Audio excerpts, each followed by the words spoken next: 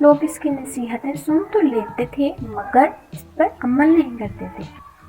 ایک ٹھگ نے ان کے متعلق سنا تو اس گاؤں میں بڑی بری حالت میں پہنچا اور لوگوں کو اپنے لٹ جانے کی جھوٹی داستان سنائی۔ ان لوگوں نے ہمدردی کرتے ہوئے اس کی خوب آؤ بھگت کی اور رہنے کو ایک مکان میں انتظام کر دیا۔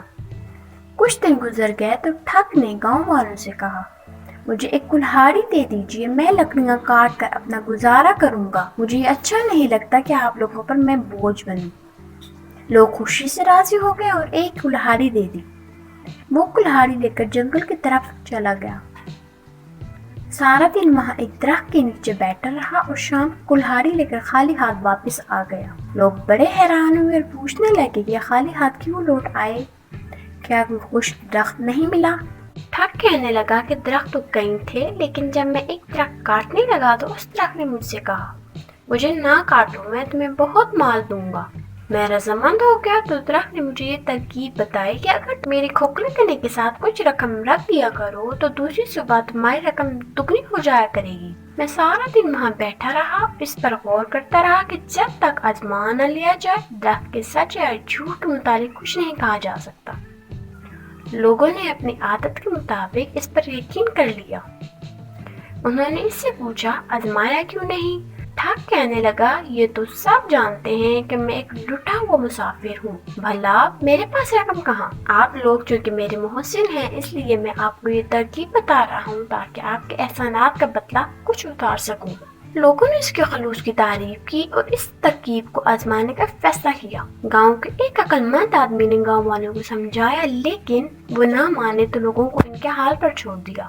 لوگوں نے مل کر کچھ رقم جمع کی اور بتائے ہوئے درخت کے تنے کے ساتھ رکھ دی۔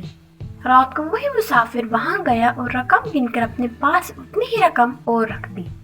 دوسری صبح جب لوگ وہاں گئے تو سچ مچ رقم دگنی تھی۔ وہ یہ دیکھ کر بہت خوش ہوئے اور مسافر کے کہنے پر انہوں نے وہ رقم وہیں رہنے دی تاکہ رقم اس بار پھر دگنی ہو جائے۔ عقل مند آدمی بہت حیران تھا اور سوچ رہا تھا کہ یہ کیسے ہو سکتا ہے۔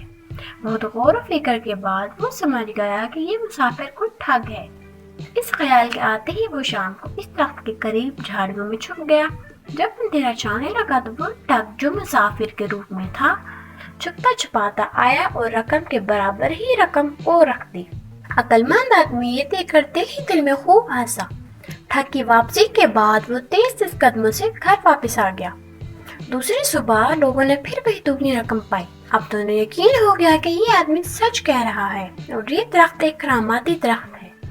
ٹھگ نے ان سے کہا کہ اگر آپ لوگ یہاں بہت سی دولت رکھ دیں تو دنیا کے بہت امیر انسان بن جائیں گے۔ لوگ لالچ میں آ گئے اور شام تک پوری گاؤں کی دولت وہاں ڈھیر ہو گئی، لیکن عقل مند شخص نے اس مرتبہ بھی اپنی رقم شامل نہ کی اور کچھ سوچنے لگا۔ شام کے سائے ڈھلتے عقل مند آدمی وہاں پہنچ گیا اور جلدی جلدی ساری رقم بولوں میں بھر کر ایک نالے کے پاس چھپا دی اور ایک چادر میں چھوٹے چھوٹے پتھر بھر کر گٹڑی بنائی اور اس جگہ رکھ دی۔ رات کو ٹھگ خوشی خوشی آیا، وہ سمجھ گیا کہ آج لوگوں نے اپنی ساری رقم چادر میں باندھ دی ہے۔ اس نے گٹڑی اٹھائی اور وہاں سے چل دیا۔ ادھر عقل مند شخص کو جب یہ یقین ہو گیا کہ اب وہ دھوکے باز نہیں آئے گا تو وہ بھی گھر واپس لوٹ آیا۔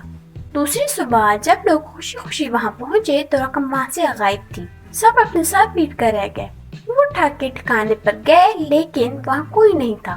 شام تک وہ اسے ڈھونڈتے رہے لیکن وہ نہ ملا۔ ادھر ٹھگ ساری رات مسلسل چلتا رہا تاکہ وہ گاؤں والوں کی پہنچ سے دور ہو جائے۔ کافی دور جانے کے بعد اس نے ایک جگہ اپنی گٹری رکھ کر کھولی تو دیکھا کہ اس میں رقم کی بجائے پتھر ہیں۔ وہ بڑا سٹپٹایا، اسے اندازہ ہو گیا کہ عقل مند شخص کو کسی نہ کسی طرح اس کی ٹھگی کا اندازہ ہو گیا اور اس نے موقع سے فائدہ اٹھا لیا، مگر اب اگر وہ واپس جاتا تو لوگ اس کی بات پر یقین کرنے کے بجائے خوب مرمت کرتے، لہٰذا اس نے بھاگ جانے میں ہی اپنی عافیت سمجھی۔ ادھر گاؤں میں جب لوگ کافی پریشان ہو چکے تو عقل مند آدمی نے انہیں سارا واقعہ سنایا اور ان کے وہ رقمیں بھی واپس کر دیں جو دگنی ہو گئی تھی۔ لوگ بہت خوش ہوئے اور اس کے بعد سے وہ اس کی نہ صرف عزت کرنے لگے بلکہ ہر کام اس کے مشورے سے کرتے۔ ٹھگ جو اس گاؤں کے لوگوں کو لوٹنے آیا تھا وہ خود لٹ گیا۔